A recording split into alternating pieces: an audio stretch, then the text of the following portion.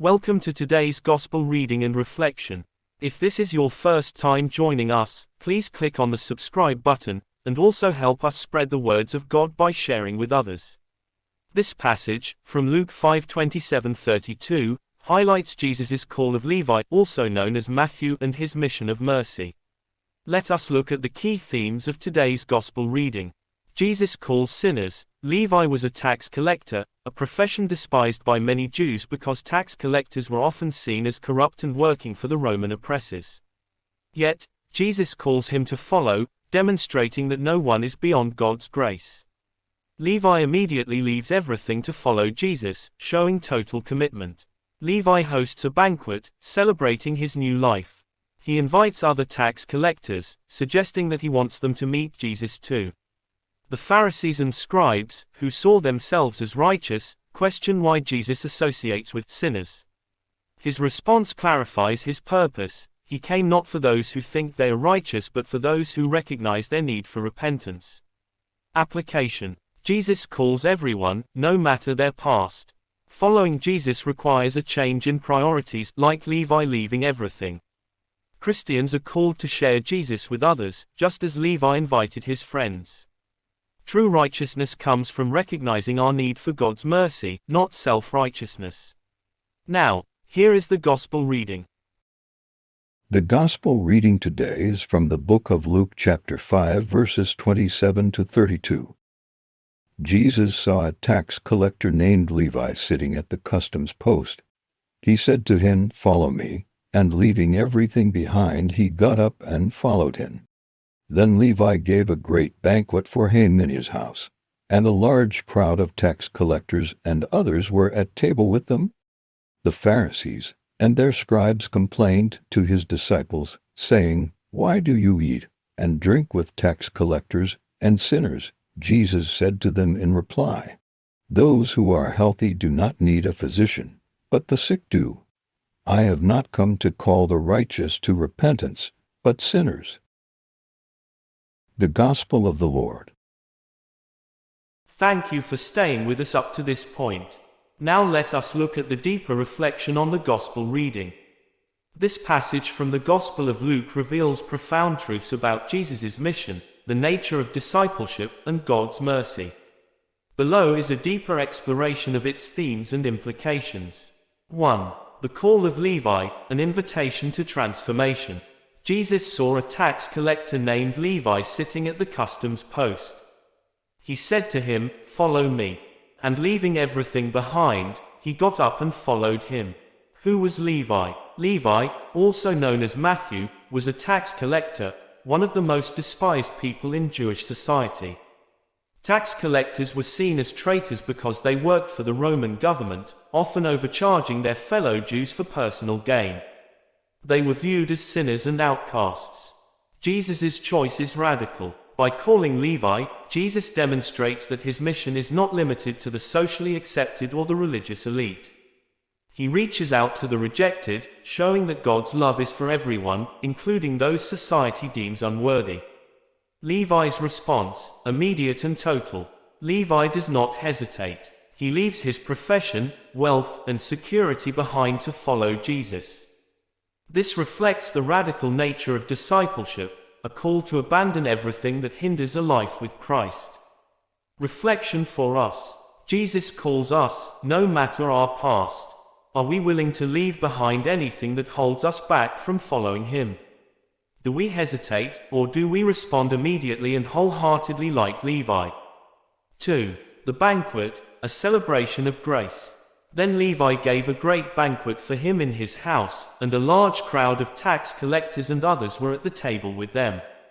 A feast of joy. Levi's immediate response after encountering Jesus is to celebrate and share this joy with others. He invites fellow tax collectors, people who, like him, were considered sinners. This banquet represents the joy of repentance and the inclusive nature of God's kingdom. Jesus at the table with sinners. In Jewish culture, sharing a meal was an intimate act of friendship. By eating with sinners, Jesus signals that he is not ashamed to associate with the broken, the lost, and the rejected. This foreshadows the heavenly banquet where all who accept God's mercy will be welcomed. Reflection for us. Do we celebrate and share our faith with others? Are we willing to welcome those whom society rejects? Do we invite Jesus into our personal lives, just as Levi invited him into his home?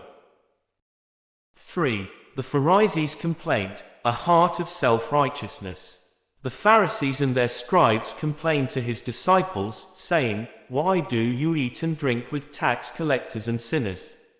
Religious elitism and judgment. The Pharisees, known for their strict observance of the law, could not understand why Jesus would associate with sinners. Their attitude reveals a deeper problem: self-righteousness and spiritual blindness. They saw themselves as morally superior and failed to recognize their own need for grace. Missing the heart of God.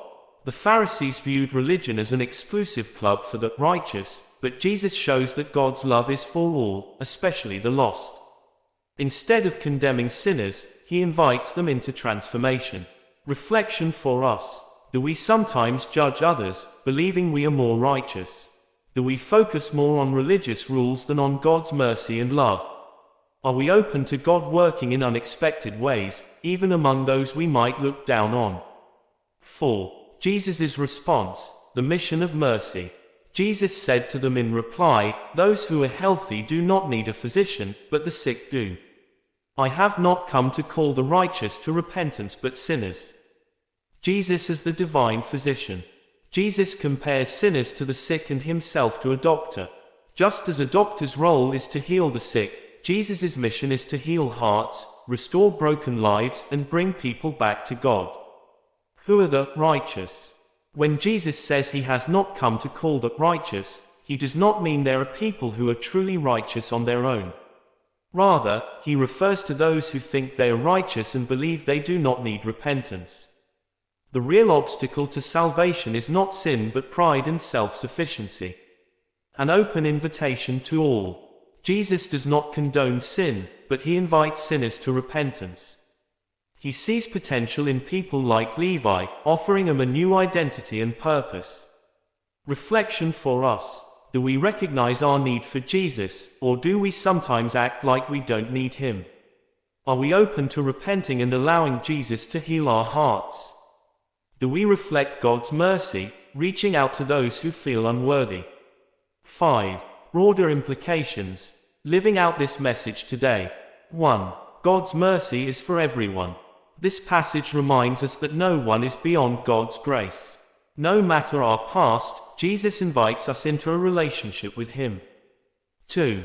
Discipleship requires sacrifice. Levi left everything behind to follow Jesus. True discipleship involves letting go of whatever holds us back, whether material possessions, sinful habits, or personal pride.